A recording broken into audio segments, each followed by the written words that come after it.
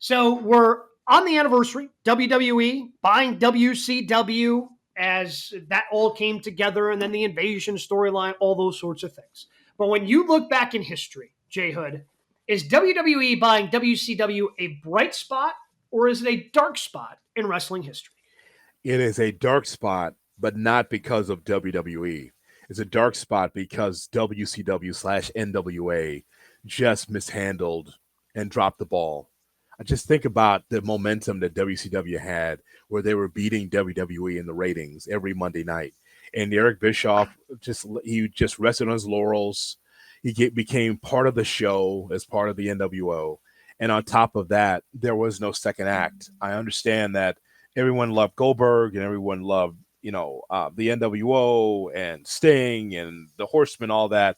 But other than that, there was no second act. And I know that Bischoff today will blame Time Warner for the reason why WCW sunset its company and sold it to WWE. The point is, though, Gabe, is that WCW could have been able to make a profit if you just would have been able to, stay the course and understand, like, it's got to be more than NWO. It's got to be more than Diamond Dallas Page. It's got to be more than this thing. They didn't grow the company. They just rested on exactly what they were doing and didn't grow. While WWE said, here's Mike Tyson. Here's Stone Cold Steve Austin. Here's DX. So to me, I'm mad at WCW for not doing more to stay viable. They could be a company today if they would have cared about the product. You know what's crazy? There were 288 episodes of WCW Monday Nitro. Mhm.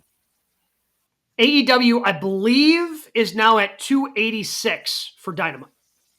Like that, it still seems so crazy to me that and WCW obviously did stuff before, right? Like they existed before, like Nitro, and then they launched into the Monday Night Wars and things like that.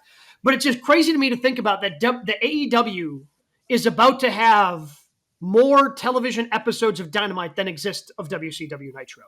Like that just shows how quickly and how brightly that company burned before it completely fell apart. I guess I say WWE buying WCW is a bright spot because it got us Ric Flair in the WWE, more. Like Evolution was fun. It was.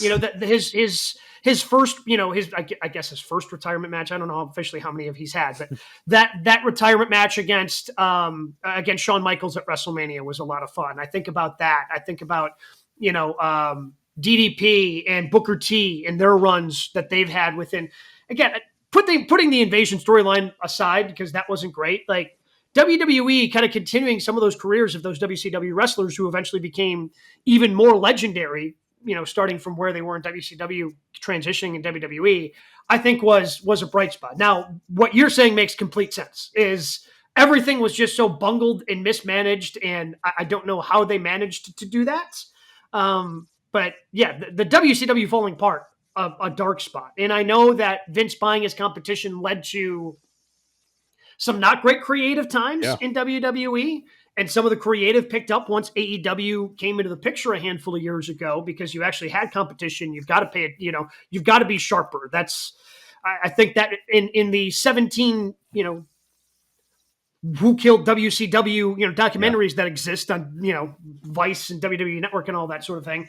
Like the one thing I think everybody agrees on is WCW doing what they did brought the best out of WWE in terms of creative, in terms of doing those sorts of things. So it was certainly a negative from that point, but I just think of all the things that happened from those wrestlers who came over from WCW to WWE